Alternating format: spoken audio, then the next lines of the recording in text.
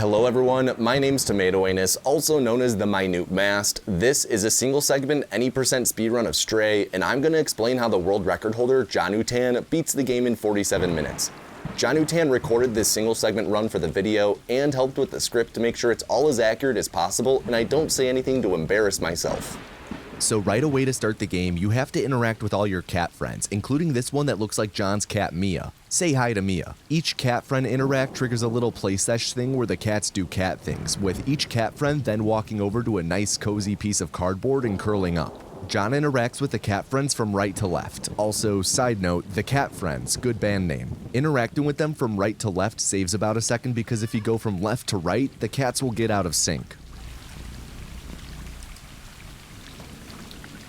After each of the cat friend interacts, you're supposed to go curl up with them on the cardboard to take a cat friend cat nap. This starts a cutscene where you and your cat friends get up and get to exploring this area, starting the first chapter, inside the wall. John is going to do nap skip though, to skip the cutscene and save 70 seconds. Also, hope you're not allergic. John made the executive decision to cat lick the audience here. So most of the cutscenes in this game are real time, not pre-rendered, meaning that instead of them being a pre-made video file that plays when triggered, the game instead takes away your camera control and makes the character models do things to act out the cutscene. You're able to hit the cardboard interact from up on this slope, but our cat's then unable to pathfind to the cardboard spot, leaving our cat spinning, unable to get comfy as the cutscene tries to start. Since our cat actor wasn't in place for the cutscene, the game skips the cutscene, giving control back to John, but he's still way up here since the cutscene is what moves the cat to down below. Rather than climbing down slowly, John takes a shortcut by running up to the corner on the right and using W and D to inch off the ledge, dropping him through a pipe all the way to the ground where he's barely in bounds and has to walk along the ledge to pop fully back in, finishing nap skip. He then has to avoid touching any of the cat friends as he blows past them, because touching them transfers cooties and also triggers the cutscene he just skipped.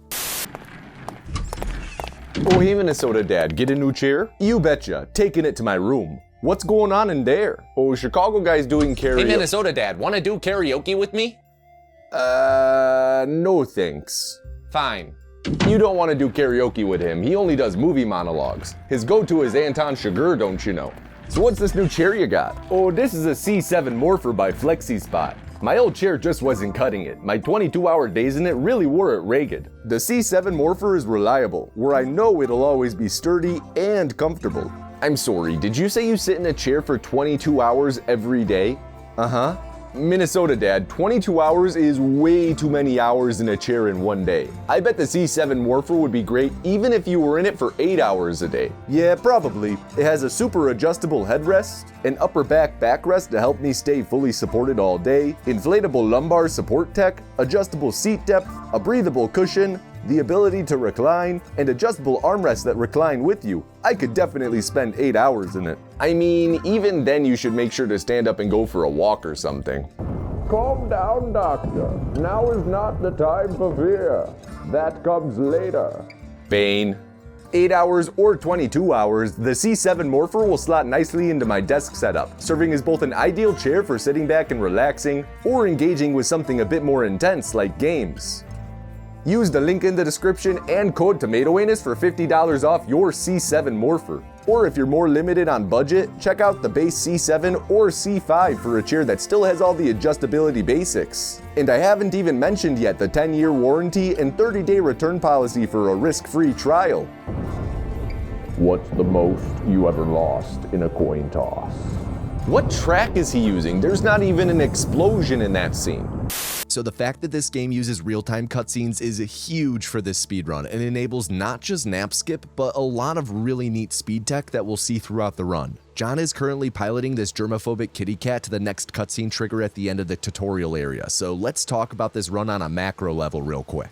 First, it's any percent, so the goal is to get to the end of the game as quickly as possible by all means necessary. There are 12 chapters to get through, but John will be doing a skip to entirely bypass 3 of them. You should try and guess which 3 in the comments. Just think about how cool you'll look compared to the other commenters when you get it right. If the idea of any percent and using glitches and skips makes you queasy, I've got good news for you. There's also a glitchless category that bans a lot of that crud, so if you'd prefer to watch that, I've linked the current world record by lettuce seeds in the description. Glitchless or not, the Stray speedrunning community does permit the use of external tools for key rebinds, such as mouse key rebinds or turbo macros. John and other runners use turbo macros to bind keyboard buttons to both scroll wheel up and down, then have a couple things like meowing bound to scrolling. This lets you meow at 2,000 meows per second, which 2,000 meows per second, another good band name, and he'll also use it for a few other things later. So after absolutely smoking the cat friends out of the gate, they heel turned, plotted to magically warp in front of us at the start of this cutscene, and sabotaged the pipe so they can look us in the eye as we plummet to our demise, enveloped by the frigid void beckoning below. This is an emotionally traumatizing cutscene that would be nice to skip, but there's no option to pause and skip cutscenes in this game, and there's no discovered skip for it.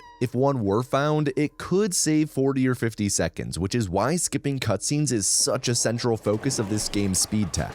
And to just drive home the point, there's another cutscene that plays here after John hobbles forward that also lasts over 40 seconds. There's a lot of downtime in this intro, but John doesn't mind. He appreciates it as a moment to chill between attempts. So the fall caused by our cat enemies, that tumbled us into Walled City 99. There are various areas to Walled City 99, some with chapters named after them. Like, here John enters a ghost town part of the city called Dead City, which funny enough is also the name of the second chapter that starts right now. Which is wild. Like, what are the odds that the second chapter is named Dead City and you just so happen to be in Dead City for that chapter? What a weird coincidence. This area is populated largely by zurks, which are bacteria that's mutated and wants to eat pretty much anything it touches. There are multiple chase sequences throughout the run, with the most notable one happening in 1 minute and 51 seconds, and in those sequences, the zurks jump on you and slow you down. John has shaking them off bound to scroll wheel though, which means that his scroll wheel rebind to a keyboard button can be held to shake them off instantly. Before that though, he has to make quick work of a couple puzzles. First is grabbing this bucket right away to stop the fan blocking the next room.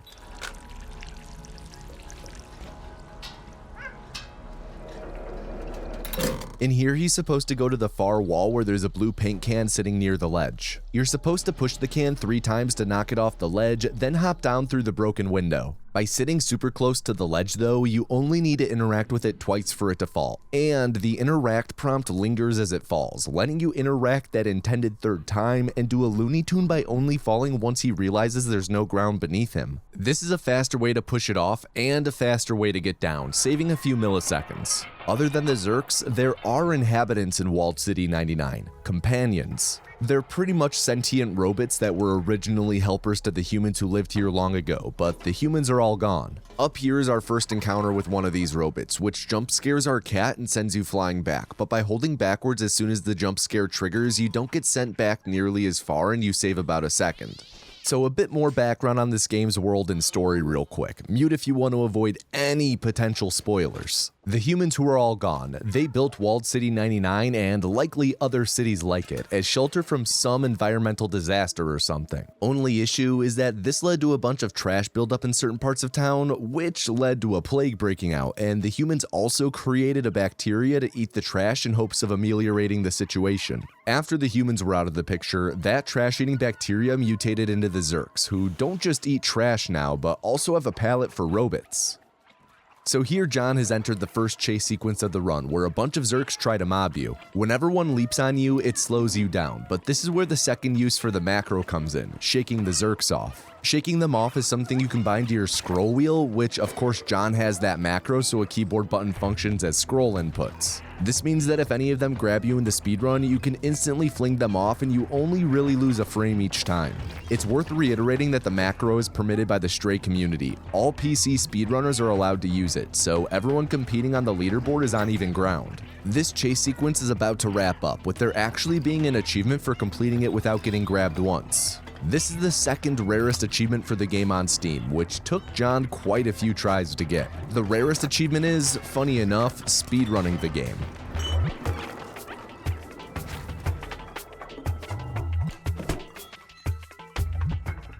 After regaining control, John Tokyo drifts up these stairs and heads outside where he has a sizable platforming portion to take care of to make it to the next chapter. This is a pretty straightforward part of the run, with the movement not being anything too fancy other than moving in direct lines in between jumps and making sure his camera is angled correctly to actually see and hit each interact prompt, be it a jump or pushing over boards like this. You might have noticed by now that John plays with the reticle turned on. This isn't the default setting, but speedrunners like to turn it on so they can always tell where the exact center of the screen is. This helps a lot with setting up your camera for interactions like the ones in these platforming sections, but it'll be super important for some stuff later on, like the biggest skip in the game. Related, here's your reminder to comment your guess for what 3 chapters will be skipped if you haven't already, and be ready to gloat when you get it right. Something worth touching on is that there's actually a fair bit of randomness when it comes to the movement in this game, specifically with the speed your cat moves at when landing a jump. Sometimes on landing, the cat slips a bit and you lose about a second, while sometimes you get a slight sprint boost and save about a second. Runners aren't really too sure how it works. There's no real consensus on if it's truly a random element or if it comes down to specific variables like your camera or movement angles. Generally, whether or not you slip or get a boost is low stakes stuff. They don't happen too often, and at that, they'll average out.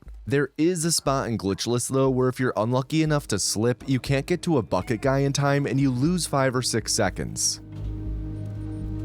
Up ahead, he'll unplug a battery to turn off a fan and sneak in dropping the battery before the cutscene of the fan powering down. Often you can briefly move when entering cutscenes, which he's able to capitalize on here while he's out of frame to inch slightly closer to the fan. Entering this next room brings him to the start of the 3rd chapter, the flat, where you actually always get a sprint boost while leaping down here. So in this titular flat with wallpaper reminiscent of the Overlook Hotel's carpet, you first have to type 3 lines into this terminal to open up a sealed room. It doesn't matter what you type, with John having the cat hold down the R key located in the number pad. After zooming past some groovy bossa nova, he shoves his nose into the door and holds forward, letting him literally inch forward when the door opening cutscene starts. In here, he has to grab 4 scattered batteries and plug them in to open a secret room behind a bookshelf. After grabbing the first battery up here, the camera locks in place for a moment, making navigating to plug in the battery difficult, but John's very practiced. The 2nd and 3rd batteries are in quick succession and fairly simple, but people struggle with the 4th since it's easy to overshoot the plug-in or be too far back when you jump down, but John found by holding W and A while spamming interact, you plug it in instantly. The bookshelf will then open up, and this is a cutscene that you maintain control during, so John moves the whole time to make it to the back of the room before the cutscene's done, where he leaps up on the shelves to knock over a B12 drone companion box. He nabs the little robot that spills out and carries it over to the pedestal thingy to trigger the cutscene. Putting the robot on the pedestal brings it to life, and in the story of the game, he's pretty much like, yo man, first off, crazy to see a cat here. Like, what?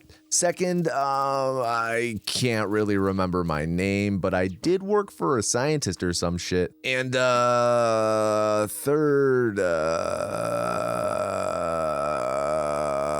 man, I was trapped in that computer for a long time. That sucked. The robot settles to go by B12 since that's what's written on his carapace, which is a reference to this game's developers, Blue 12 Studio. B12 is going to be our companion for the rest of the game, with him resolving to help us make it out of the city to see our cat enemies again and get revenge, and him remembering more about himself as the story unfolds. B12 enables a bunch of stuff like an inventory, flashlight, and communication with other beings, which as speedrunners we want to avoid doing as much as possible, so John uses the macro to skip dialogue quickly. That's the 3rd use of the macro in the run, skipping dialogue, since that's something you can also do with the scroll wheel. After playing dead in response to having to wear a backpack to carry around Vitamin Boy, our dramatic ass cat really milks it as Vitamin Boy pops out for the first time. Every time he pops out, you lose about half a second from his exiting animation, so you want to keep him out of the backpack as much as you can. Up here, John will punch in a code that's always the same, then turn on the brand spanking new flashlight. Vitamin Boy stays out whenever you have the flashlight on, so John is going to try and keep it on as much as possible the whole run, because Vitamix popping in and out a lot, the time loss really adds up.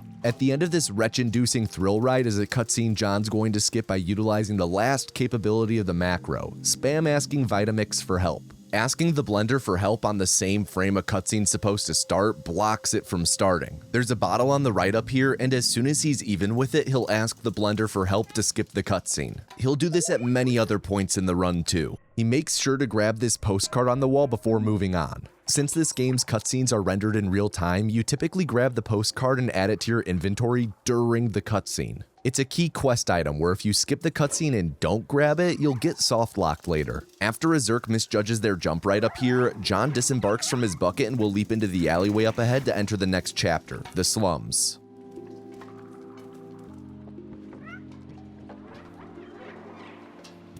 Now this here's Robot Town, and they don't take too kindly to our feline kind, with our first contact hitting the pussy alarm and running for the hills. This Robot Town area is filled with companions, those sentient robots that originally were human helpers, who now have all either had their AI evolved to the point of sentience or maybe something else. We're going to be greeted by a robot named Guardian, seemingly the protector of Robot Town, who's gonna say, "Oh wait, you're just a cat, don't eat us and you can stay." We'll then communicate with Guardian that we're trying to leave Walled City 99 to get revenge on the cat friends, a cause Guardian deems laudable. He'll then point us in the direction of Momo, the only remaining robot in Robot Town who once had aspirations to leave the city. Maybe Momo will be able to help us. Momo lives at the top of the building Guardian will point to at the very end of the couple cutscenes here. You're supposed to go up to Momo and meet him, then you get sent on an errand to fix some communication equipment for him so he can get back in touch with his other friends who wanted to leave the city. That friend group is called the Outsiders. No, not them.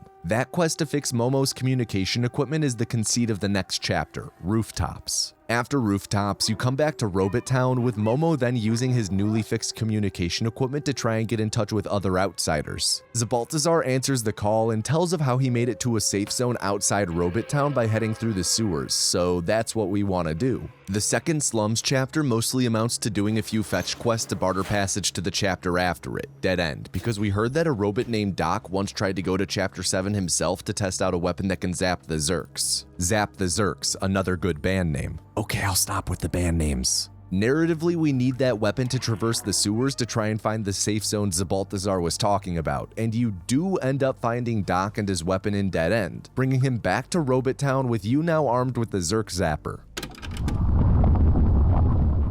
I go over all this exposition for the next 3 chapters for a reason. If you commented your guess for the 3 chapters that are skipped and didn't say Rooftops through Dead End, I'm sorry. John's about to do Sleep Paralysis Skip to completely remove these from the run. Sleep Paralysis Skip is the biggest skip in the game, saving about 20.5 to 21 minutes, but before he can do it, he's first gonna barge into a dude's apartment. Normally you're supposed to politely scratch at the door so the dude opens up, but by running straight into it and hitting interact twice, you clip right on through. Inside, he's gonna run upstairs and hit a checkpoint, then change his frame rate to 30 and reset from the checkpoint he just hit.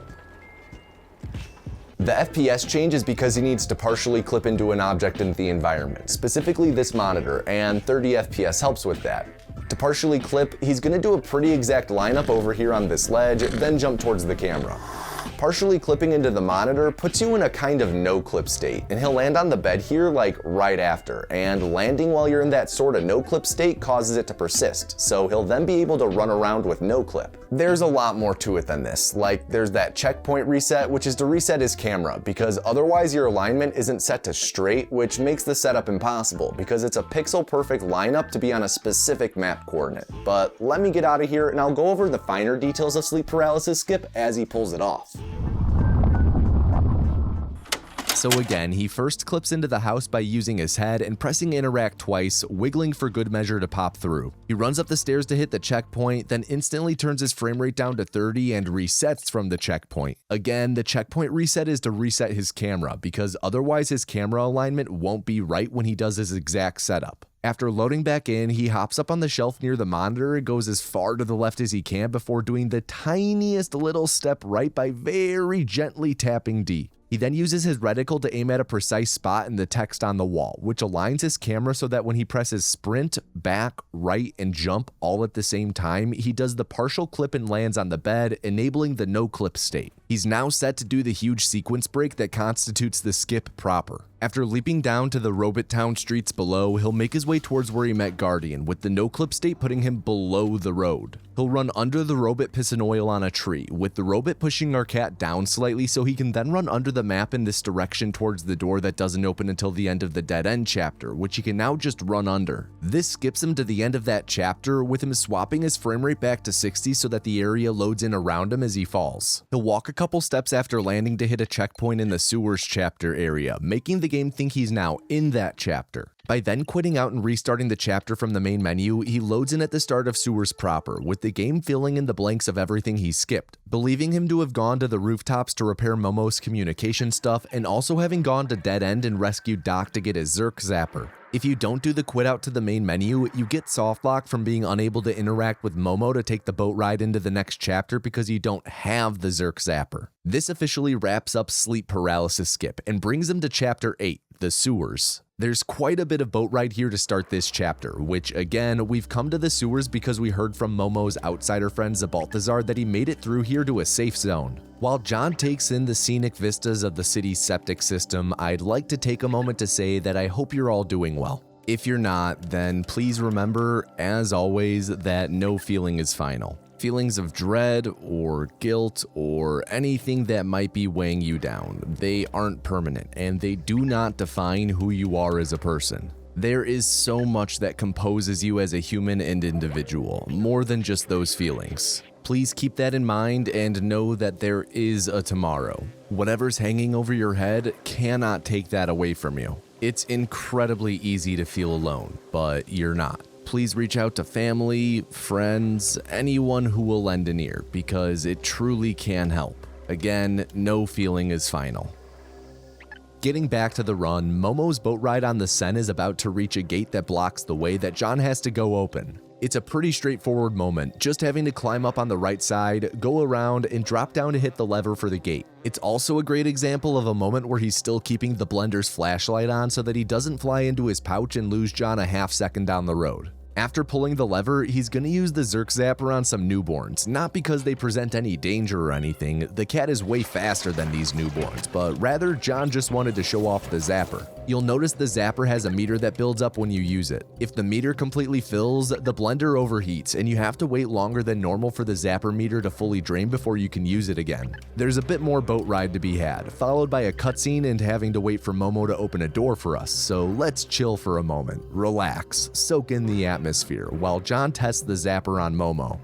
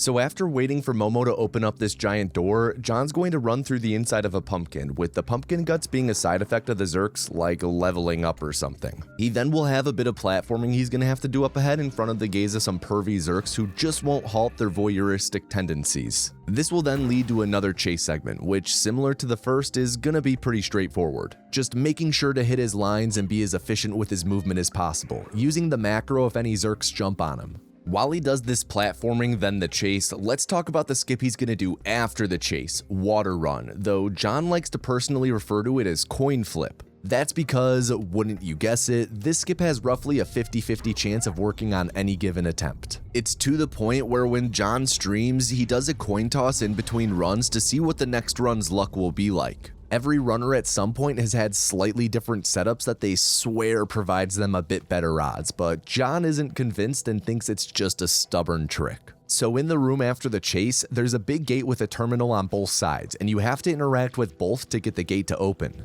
It's supposed to be this whole thing, backtracking across the room with Zerks in pursuit, but Water Run lets you essentially run under the water and through the gate to the other side. This skips not just the terminal thing, but also a cutscene, saving about a minute total if you get it on the first attempt. So the first thing he does is make sure to hit a checkpoint trigger right before the skip itself, because if you fail the attempt, you have to reset from checkpoint, and if you miss that checkpoint, you would have to reset to right after the chase sequence. With the checkpoint set, he'll walk onto the nearby pipe and position the cat's back paws to be over an L-shaped ridge on the pipe. He'll then leap to the nearby barrel, but if done right, you'll be kinda sliding off the barrel into the water. He then has to run off the barrel with a specific angle, so he'll zoom in the camera for a lineup between the two pipes in front of him.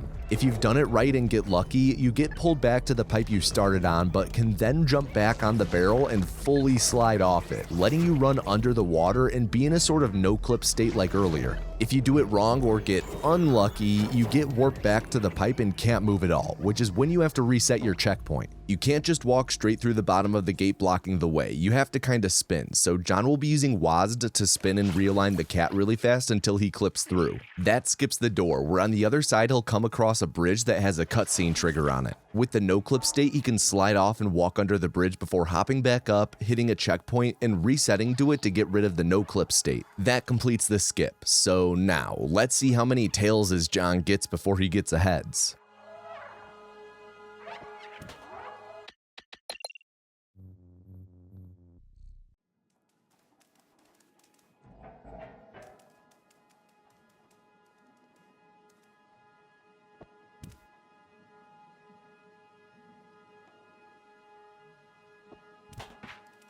True to a coin flip's nature, it took 2 attempts this run. Just imagine being on world record pace though, only to lose time out of your control because some asshole in Greece decided to invent coins. After spinning through the gate, he again makes his way to the bridge and cutscene he bypasses by dropping off the walkway with the no-clip state and hops up on the other side where he gets a checkpoint and resets to it to clear the no-clip state. You might be asking why he can't just keep no-clip and go to the end of the game, and that's because other levels aren't loaded in when you're not in them, so if you were to somehow skip to the last level, control room, it would just not be loaded in. It wouldn't be there. Anyway, notice the cat making a weird purring noise when running here.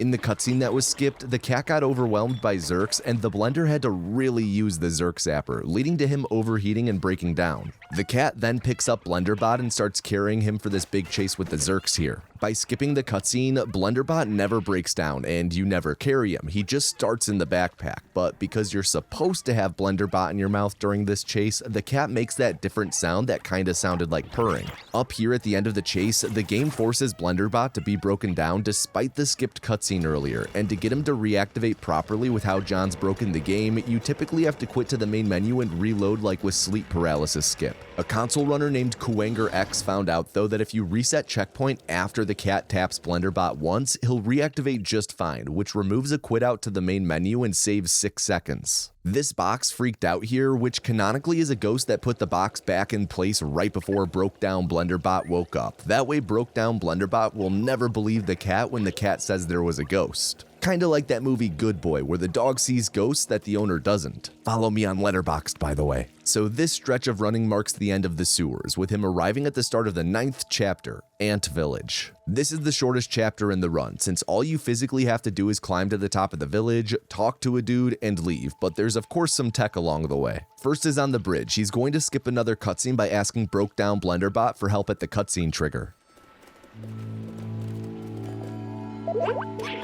The fastest way to skip up a floor is by jumping off the table on the left up here. John really makes sure to look straight up with this jump to avoid the cat wanting to jump down or to the side instead, and he then activates Triple B after jumping. Because of the cutscene skip, Triple B is freaking out with his dialogue and he'll start repeating things and softlock you if you don't talk to him here to break him out of his funk. Here we speak with Zabaltazar, Momo's outsider radio friend, with John spamming skip dialogue, making the cat meow constantly, expressing desire for tube treats. Zabaltazar tells us of another outsider, Clementine, who lives in Midtown, which is in the upper level above Robot Town. Also, very brief spoilers, again mute if you're looking to avoid them. While in the village, Triple B starts remembering some things, with him dropping the bombshell that he now remembers that he was once a human scientist who tried uploading his consciousness into a computer, but he ended up getting stuck in the cloud until the cat came along. So at the end of the pipe up here, John's gonna run into a dark culvert that triggers a loading screen to the next area, and he holds W during the fade to black. A top runner named Dryga discovered that the cat keeps moving after the fade, which somehow saves you a second.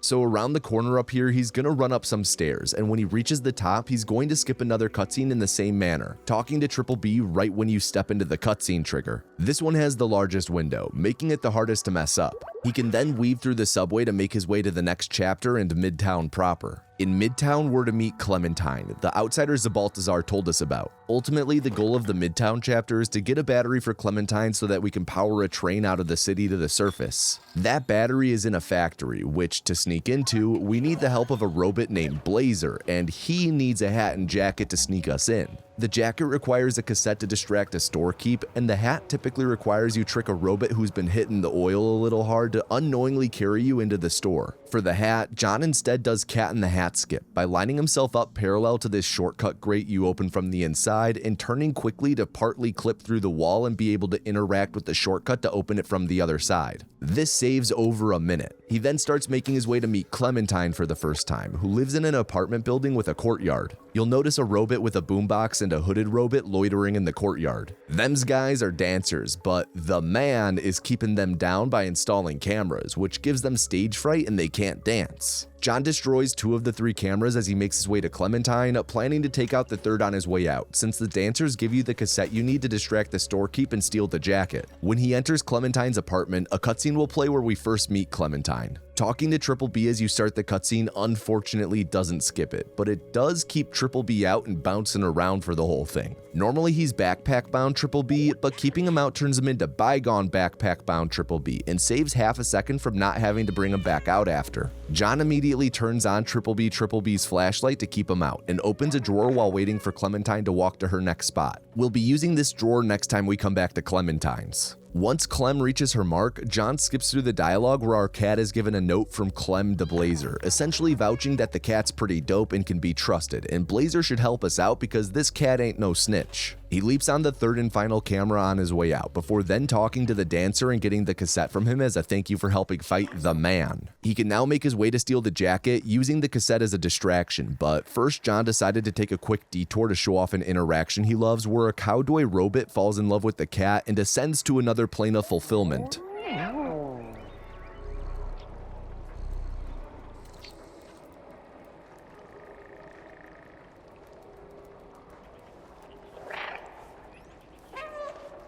John passes the lush on the left here, standing around with the box we were supposed to hide in, and makes his way into the store here where he throws the cassette in. The robot working here reasonably hates dubstep and storms back to turn it off, providing the opportunity to nab the high-vis jacket in front. Blazer is inconspicuously hanging out right outside the store, with John giving him the note from Clementine, playing a short cutscene bringing attention to the alley here. John walks towards the box on the left here to get into interact range before then giving Blazer the hat and jacket, letting him jump in right away when you normally can't move before the fade to black, saving 1.5 seconds. This skip does also unlock our cat's ability to defy gravity.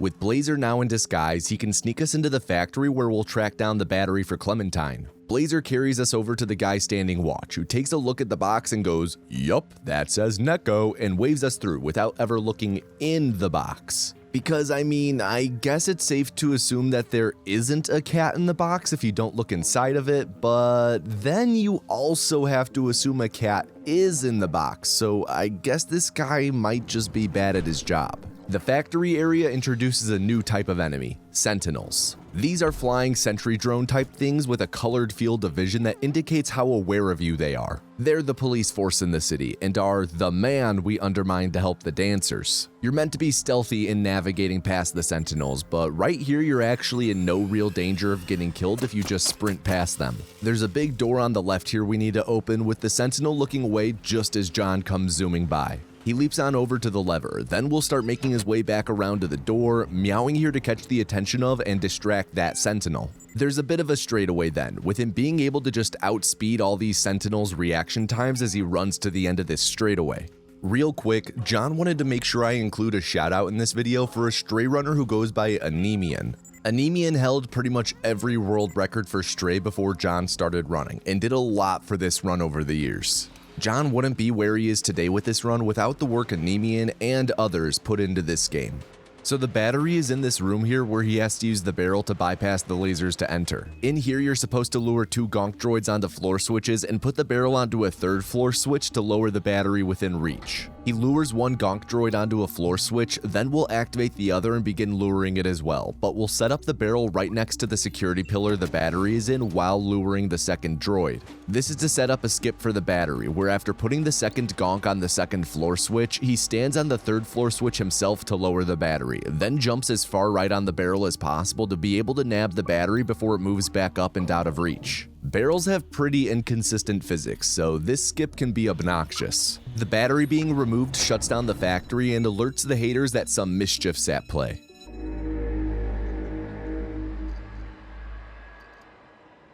On the bucket ride shortcut back to the city streets, there's for some reason an interact prompt in the air that if you hit, soft locks you in the air on the zipline. John tried to point it out, but unfortunately couldn't get it to show up in this run. Midtown is now under lockdown because of the factory incident, and we have to get back to Clementine to give her the battery. There's a bunch of sentinels now patrolling her apartment building though, and the first one can actually kill you if you aren't careful. It used to take out John all the time as he ran up the stairs in the courtyard, but the glitchless record holder Lettuce Seeds filled him in on if you stay to the far right when running up the stairs, it'll never kill you.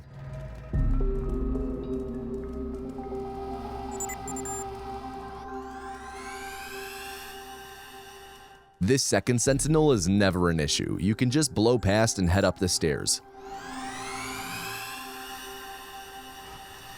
After crossing the courtyard, he can hop through the hole in the wall to Clementine's apartment, where turns out Clem is missing. Maybe went to Montauk or something? Thankfully, she left clues around her place to let us know where she went, which John is running around to collect now. This is when he gets to use that drawer he opened earlier to climb to a clue up here. After he collects the last of the clues, he gets a checkpoint update that he'll reset to instantly. This resets the cycle that the sentinels outside are on, guaranteeing he'll have a clear path upon exiting. Otherwise, them's turrets can get ya. Clementine's notes told us that she's at the nightclub, and we're supposed to go meet her there now. In the story, that ends up being a trap, with Blazer having betrayed our cat, Clementine, and Triple B, turning us into the sentinels and having us arrested. This then directly leads to the penultimate chapter, jail, but John is going to get to that chapter a little quicker by doing Cat Jam Skip. Found by Okayetsu, Cat Jam saves a minute 40 and consists of deloading parts of the world, then abusing that to walk out of bounds straight to the next chapter. John will jump into the windowsill to the nightclub up here, which makes the game think you're in the nightclub and activates a checkpoint. With the game thinking you're in the nightclub, the extents of the outside area get deloaded, and by jumping sideways of the windowsill to get onto this pipe, you're essentially out of bounds, which becomes more apparent as you travel farther away from the window. After cutting the corner over the void up here by jumping on a sign, John will then align the cat's front paws with around the center of these 2 ridges right here, turn his camera, then hold S to fall off the ledge. This is actually a really exact lineup that's easy to mess up, because you need to land exactly on the barrel. If you miss by just a little bit, you fall into the abyss, and resetting to checkpoint just puts you in the nightclub, except it's now the back rooms and it messes up the whole run. There's a safer way you usually do in exhibition runs like marathons, where you land on a ledge up on the left and jump down, but the barrel way saves 8 seconds. Reminder, this run is single segment, and when John was approaching this part, he thought he might just do it the safe way and show off the fast way in the edit, but decided, nah, I'll go for it.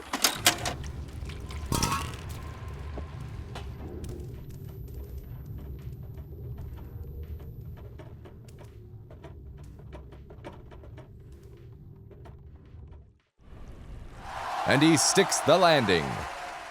As we begin jail, it's worth calling out about Cat Jam Skip that it also utilizes the real-life glitch that cats are often capable of negating fall damage on large falls. So typically when you get locked up at the start of jail, you lose Triple B, with you not regaining him until later in the chapter. Because of Cat Jam though, we still have him and can even do interactions with him despite not typically having him here. So after coming across Clementine in her cell, she points out the keys in the neighboring room, which John's of course going to go grab for her. Once you free her, she'll exit her cell, but her AI is notoriously bad and she often just stops moving and kills your runs. Clem really likes to fuck with you like this during glitchless runs. Her AI just works a little better in unrestricted for some reason. Even when she behaves as intended, she really likes to take her time exiting the cell, fully looking around to see where she needs to go. John has a way of speeding her up though, first interacting with her the moment she opens the door, which causes her to instantly exit the cell, then interacting again the moment she stops moving, which makes her start running.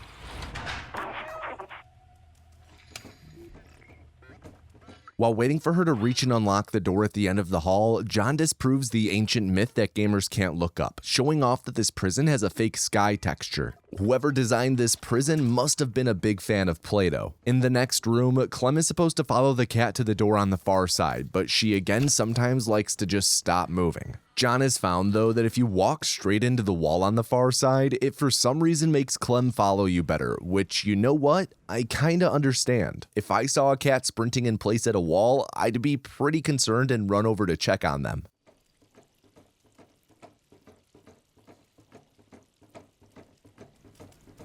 Clem noisily sneaking over triggers a cutscene where our cat hears the score kick in, cueing them in on there being something to look at in this room, which, wouldn't you know, Triple B is imprisoned in this room. This is as intended, but again, because of Cat Jam skip, our bona fide Trips Bees never got captured and is still in our cat backpack. So, this other Trips Bees?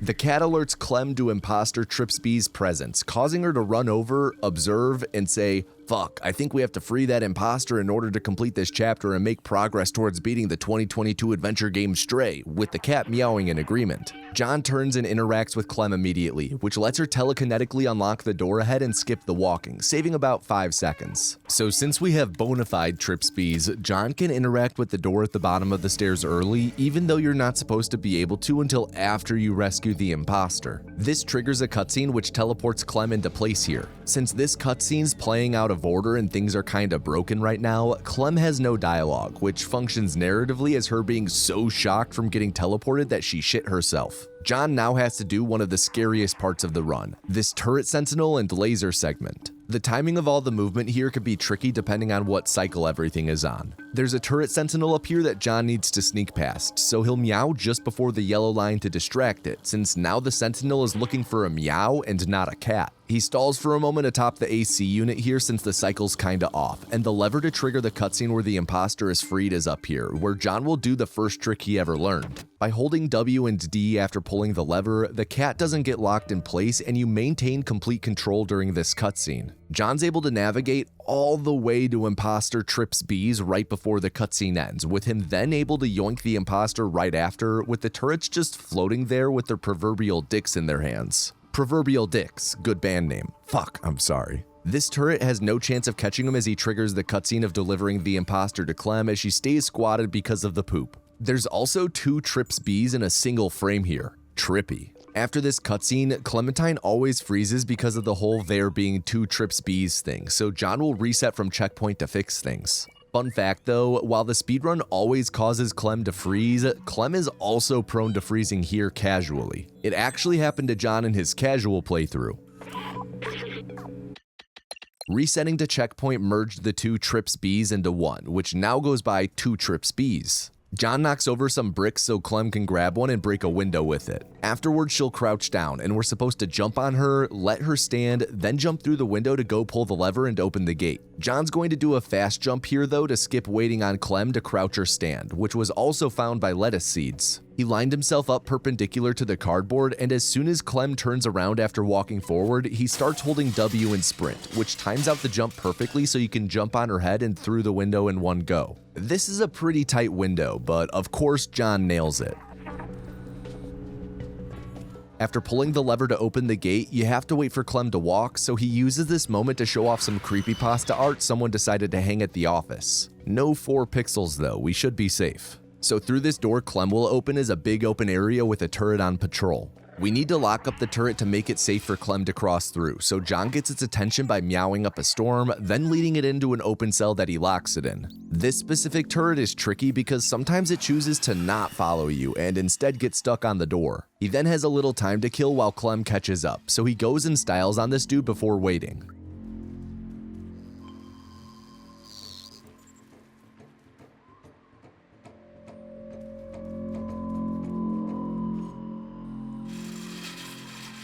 So in the next open area here, there's actually 2 turrets you have to lock up instead of 1, but it's actually easier than the first. Once they're looking in the same spot right in front of you, you can just take a straight line into the cell for them to both follow, with John hitting to close the gate here as he passes the terminal, swerving behind pillars to break line of sight, then running through the bars back outside. He has another moment to kill while waiting for Clementine again, so he observes the night sky/ceiling, destroying the reality of the prisoner emerged from the cave.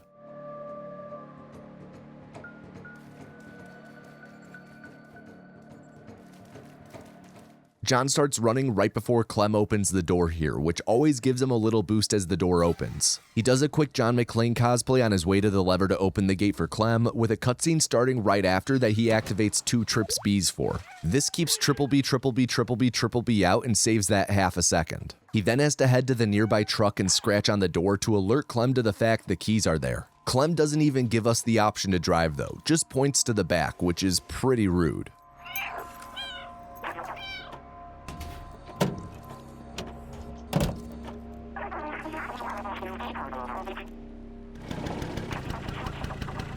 After hopping over the fence, he's gonna make his way to pull a lever up ahead that will open up the escape tunnel. This alerts the sentinels and starts a chase sequence where Clem drives the truck down the tunnel and you chase after with turrets in pursuit. You're meant to dodge the turrets and catch up down the tunnel before hopping on to escape the jail, but if you take a really direct line around the corner and towards the truck after hopping over the fence, you can leap on right away and skip the chase sequence, saving 4 or 5 seconds.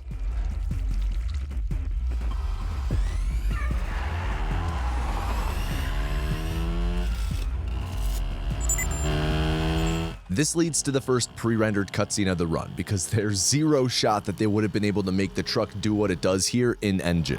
After this cutscene will be a brief moment where Clem rap gods at us while giving over the key to the subway, which will take to the final chapter of the run, Control Room, before there then being another cutscene of the haters catching up and Clem needing to flee.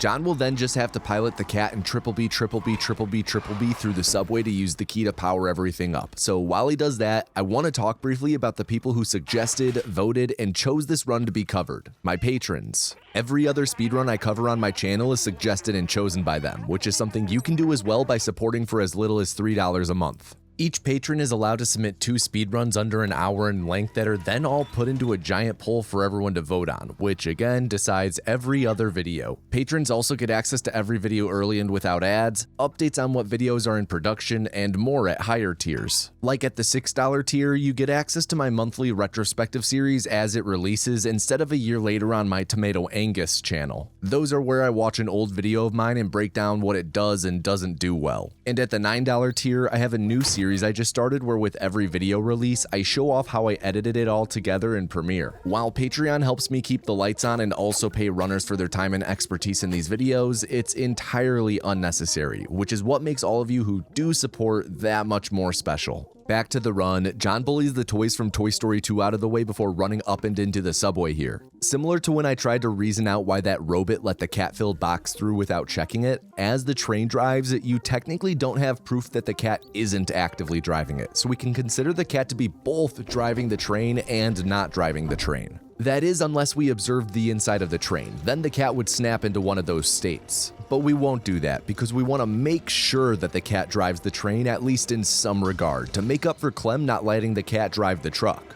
Once the train gets going, I'm assuming it's able to then drive itself, because we gain control of the cat inside the train to start the final chapter, Control Room.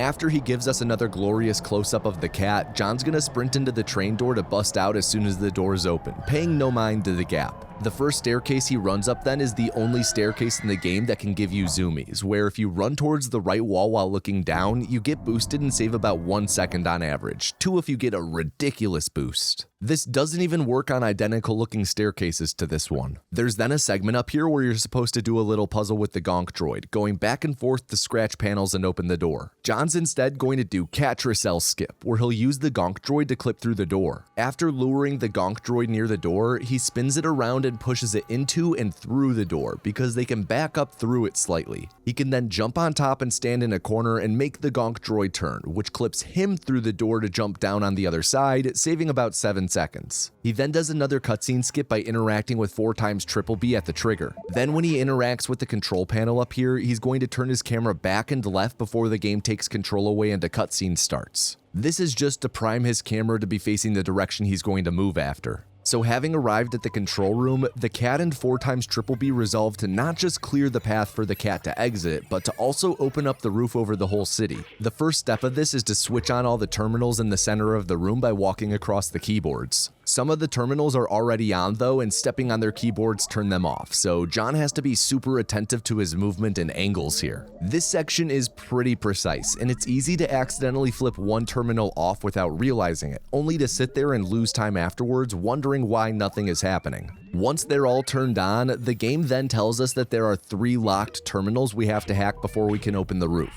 Each hack consists of first opening a panel and scratching some wires before then telling 12B to hack the terminal, which, speaking of 12B, his name is a reference to this game's developers, 12 Blue Studio.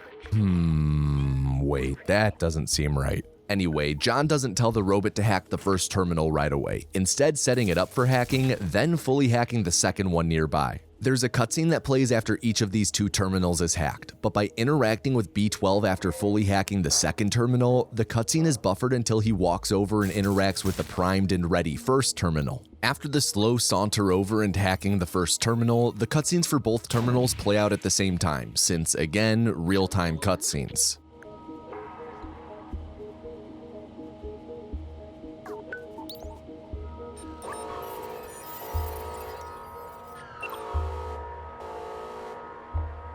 John will then go and hack the third terminal. In this story, this leads to B12 overheating and just overall being in rough shape, but he has a bit more work to do to open the roof. Here's one final bit of spoiler lore stuff, maybe a bit of speculation, final warning. After putting B12 on the workstation, he says goodbye to the cat and calls the cat his best friend before sacrificing himself to open the roof. Earlier I mentioned how B12 was once human and had uploaded himself into the cloud on accident. Maybe he did that again here and we might meet him again someday. Also, all the robots in this game like Clementine, Momo, Zabaltazar, either they're AI evolved sentience like I mentioned earlier, or maybe they're people like B12 who also got SOMA'd and it's just been so long that they've forgotten all memories of being human. Not sure, what do you think? So after B12 made the cat naked again, we curl up with our friend who's like the tiredest he's ever been in his life. This leads to a pre-rendered cutscene of the roof opening up on the city, popping all the Zerks like popcorn and leaving our robot friends from along the way looking on in wonder. The run's not over yet, there's still more gameplay, but I'd like to take this moment to real quick say thank you to jonuhtan for helping make this video. John was not only fantastic to work with, but he shared with me how personal this speedrun is to him.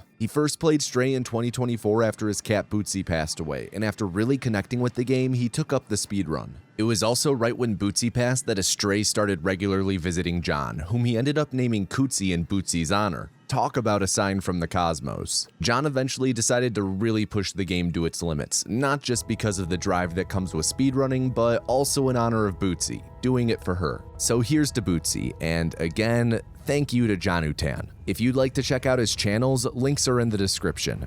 Back to the run, John's taking the cat to the very finish now, with the helper robot standing here dumbfounded, completely at a loss for words. You're supposed to just run to the finish up ahead here, and you typically can't sprint during the final stretch at the top of the stairs. John does a trick discovered near the game's release though, where by jumping on a block on the left, then jumping off into the final walk, you're not able to sprint, but you do walk a bit faster than you normally would here. The run then officially ends when the screen fades to black at the top of the stairs here.